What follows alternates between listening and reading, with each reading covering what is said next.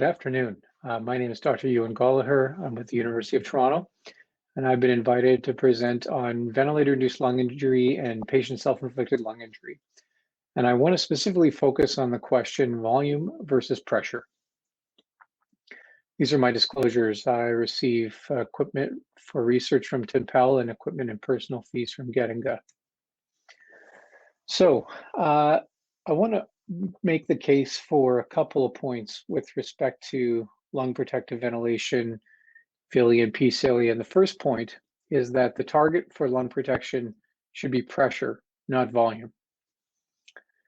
Let's begin to think about this by going back to some of the very early work on ventilator-induced lung injury. This was, of course, classically described as experimentally induced pulmonary edema by Webb and Tierney in the 1970s, where they took a lung model and were able to induce lung injury by applying very high airway pressures.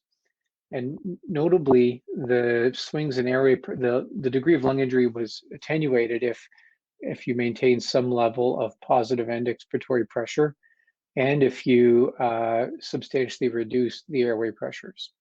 So this gave rise to the concept of barotrauma.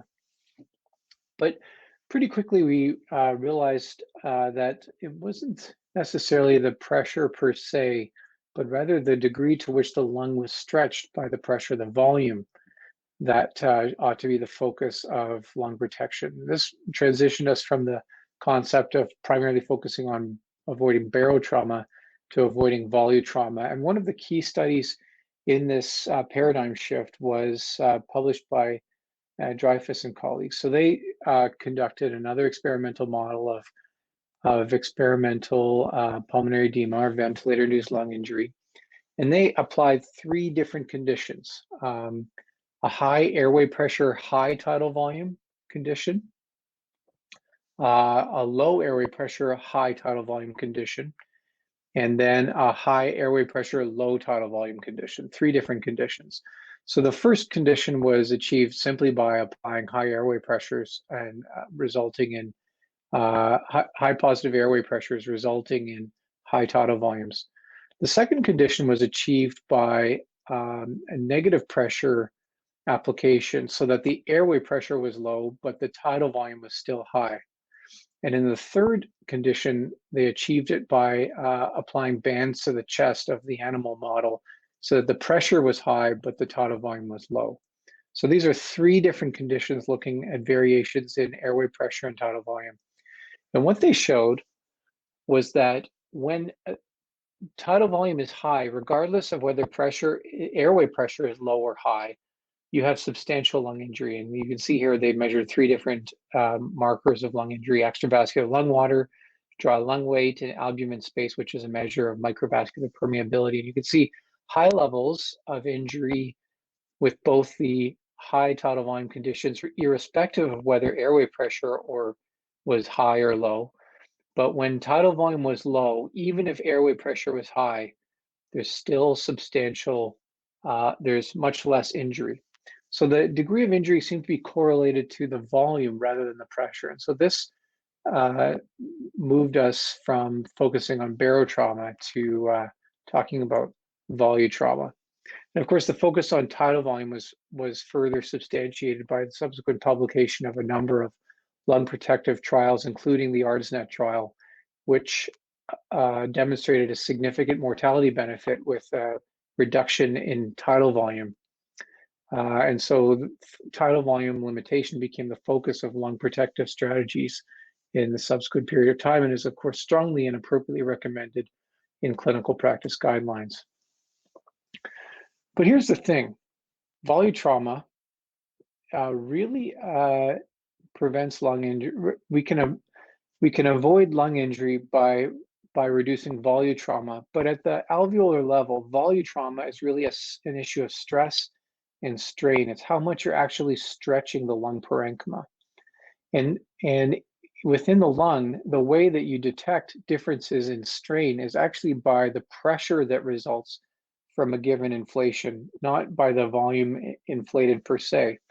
So if you have this conceptual model of two different patients with two different end expiratory lung volumes, you might apply 6 mils per kilo reference to predicted body weight for both of those patients. But the degree of strain experienced by patient B is much greater than that experienced by patient A, because the end expiratory lung volume available to be inflated is much smaller. So this is why strain varies between patients, even for the same tidal volume. And so stress and strain are really more detectable by a measurement of pressure. And nice work by Chumello and all demonstrated this, that the transpulmonary pressure developed during insufflation is directly correlated to the degree of lung strain. So if we want to detect strain within the lung as a marker of risk for VILI, then we need to focus on pressure rather than volume, at least at a theoretical level. Now, this concept of focusing on pressure rather than volume is sometimes referred to as the driving pressure hypothesis. And a couple of important high-impact studies have supported this approach. So, for example, Marcelo Amato and colleagues published a seminal paper in the New England Journal in 2015, where they showed that there was a clear association between driving pressure here on the x-axis and the risk of death in the y-axis. And you can see the higher the driving pressure, the higher the risk of death. And whereas you can see that these differences in driving pressure overlapped a lot within a given tidal volume. So the tidal volume seems to be less different and differentiating with respect to the risk of death. Similarly, Martin Erner and colleagues published this paper last year. Sorry, this should be 2020, not 2015, where they showed again that the higher in a larger cohort of over 10,000 patients, the driving pressure was linearly related to the risk of death. Again, strong evidence supporting an association between pressure, potentially independent of tidal volume. But such studies have been critiqued at a fundamental level, is that they cannot demonstrate that the pressure is actually causal. So for example, the pressure resulting from inflation reflects the stiffness of the lung, or the elastance. And the elastance may just be a marker of severity of disease, such that when you show that driving pressure is associated with the risk of death, what you might really be saying is that patients with higher elastance and worse ARDS are at higher risk of death. And that does not in any way entail that targeting driving pressure to set the ventilator would actually help to guide safer ventilation. So this remained an important, outstanding issue. And again, the idea here is that the degree to which you'll have benefit from lowering tidal volume depends on the effect of lowering tidal volume on stress and strain. That's essentially the driving pressure hypothesis. The idea is that you'll have more benefit when you apply greater reductions in driving pressure. So what that means is that reducing tidal volume by 50% will have a greater benefit in a patient with low lung volume, because there's a much greater reduction in stress and strain in comparison to its effect in a patient with higher lung volume, where there's less impact on stress and strain. And so to test that hypothesis, that the benefit of lung protective ventilation varies according to elastance, we conducted a secondary analysis of the 5 major trials of low tidal volume ventilation. These results were just published earlier this year. And what we did is we took all the patients, over 1,000 patients enrolled in these trials, and looked at the relationship between elastance, computed as driving pressure divided by tidal volume in mils per kilo, and looked at the relationship between tidal volume in the two arms and driving pressure in the two arms. So patients randomized to a higher tidal volume strategy in these trials are shown in blue. Patients randomized to a lower tidal volume strategy are shown in red. And of course, you can see that tidal volume is indeed lower on day 1 after randomization than it is in the higher tidal volume group. But interestingly, at higher elastance, there's actually less separation between the arms. And this is, of course, because many of these low tidal volume or even high tidal volume strategies incorporated some degree of pressure limitation. And you can see that the driving pressure at high elastance is indeed getting very, very high in the high tidal volume group, much higher than we would ever allow now. in conventional practice. So what you see is greater separation between the arms in terms of driving pressure as elastance goes up, and less separation between the arms with respect to tidal volume. So if the benefit of lowering tidal volume is directly as a consequence of lowering tidal volume, then you'd expect greater benefit, if anything, at lowest elastance. But if the benefit of lowering tidal volume has to do with its effect on driving pressure, then you would expect greater benefit at higher elastance. And so this is how we tested the hypothesis. And what you can see is that the absolute risk reduction in mortality is very, very low, and perhaps negligible at low levels of respiratory system elastance, and significant, more than 20% absolute risk reduction at very high levels of respiratory system elastance based on this Bayesian multivariable logistic regression model. And so because the benefit is low at low elastance and the benefit is high at high elastance, that supports the concept that the real target for lung protective ventilation is the driving pressure rather than the tidal volume. So I hope this brief summary has convinced you that it's pressure, not volume, that we need to focus on. The second point I want to make very briefly is that the real pressure of concern is the transpulmonary pressure, not the airway pressure. So when we're talking about lung stress and strain, that lung distension can occur as a consequence of pressure within the lung and as a consequence of pressure outside the lung. Negative swings in pleural pressure will also increase lung stress and strain. So if we're really interested in looking at lung stress, then it's not just the pressure applied by the ventilator, but also the distending effects of patient inspiratory effort that needs to be considered.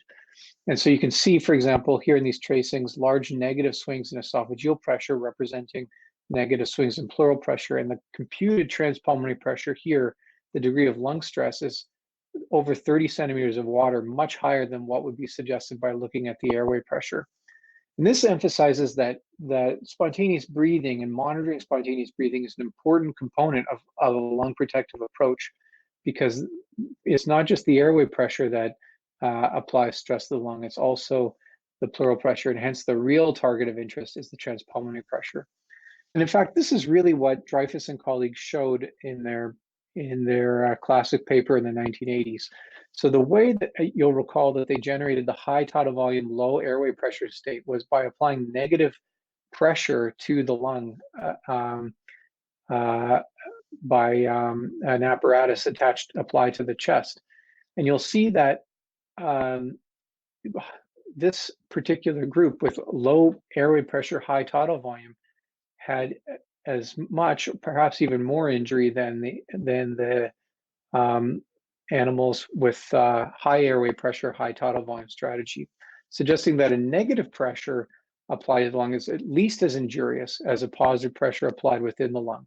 So when they talk about high tidal volume here, really what they're talking about is high transpulmonary pressure. So it's not that the tidal volume should have been the approach, it's that the real volutrauma, as we talked about earlier, is the transpulmonary pressure. And so we need to pay attention as much to the pressures applied outside the lung as the pressure applied inside the lung when we're monitoring lung distending pressure. Of course, it's been demonstrated that vigorous inspiratory efforts can cause acute lung injury.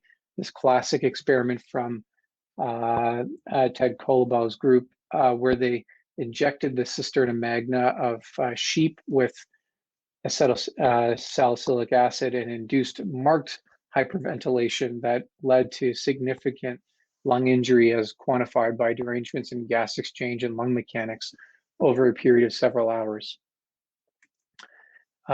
You can't talk about spontaneous breathing in patient self-inflicted lung injury without referencing Takeshi Yoshida's work, and he demonstrated quite convincingly that when you have severe established severe lung injury, the additional effect of spontaneous breathing on the lung is quite injurious.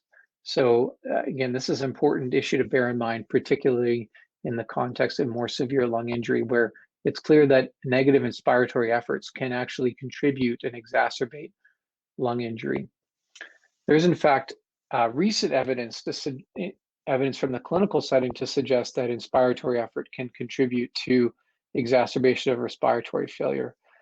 Here in this study, they measured the level of respiratory effort by the esophageal pressure swing and compared it between patients who are on non-invasive ventilation, and compared the evolution of respiratory effort over time between those who succeeded NIV and never needed intubation versus those who failed non-invasive ventilation and needed to be intubated. And you can see that in patients who successfully were avoided intubation, the NIV success, the application of non-invasive ventilation reduced respiratory effort. But when respiratory effort did not improve on non-invasive ventilation, that predicted non-invasive ventilation failure. And of course, this might suggest that this is simply a marker of who has worse or deteriorating lung injury. But what's striking is that these groups were basically identical in terms of mechanics at baseline, and the persistent high respiratory effort was associated with deteriorating compliance. So this really suggests that that respiratory effort might be a mediator of deterioration in patients who are non-invasively ventilated. It provides kind of tantalizing clinical support for the hypothesis of patient self-inflicted lung injury. So just to wrap up, how do we detect or monitor this phenomenon? It's actually become very easy. So first of all, the more widespread introduction of esophageal pressure monitoring means that you can monitor the magnitude of inspiratory effort quite easily. And the mathematical difference between airway pressure and esophageal pressure is the transpulmonary pressure. And this gives you the true lung distending pressure, which can be monitored in real time. If an esophageal balloon is not available, then there are techniques for assessing the degree of lung stress and strain. So the airway driving pressure can be estimated during spontaneous breathing to get a sense of the degree of lung stress. And the transpulmonary driving pressure can actually be estimated from this maneuver here, an expiratory occlusion maneuver, where the pressure here, POCC, can be used in combination with the airway pressure swings during positive pressure breaths to compute or estimate transpulmonary driving pressure. So these techniques may facilitate a safer and more rational approach to lung protective ventilation that takes into account not only the effects of the ventilator, but also the effects of spontaneous breathing. So to wrap up, I've tried to argue that the target for lung protective ventilation, minimizing VILI and SILI, is pressure, not volume, and that the real target is transpulmonary pressure, not airway pressure. So what this means very practically is that if you want to protect the lung, then we need to monitor mechanics and respiratory effort to minimize the risk of ventilator-induced lung injury and patient self-inflicted lung injury. And by avoiding excess stress and strain within the lung, and by monitoring it in this way, we may be able to prevent lung injury and accelerate recovery for our patients with ARDS. Thank you very much.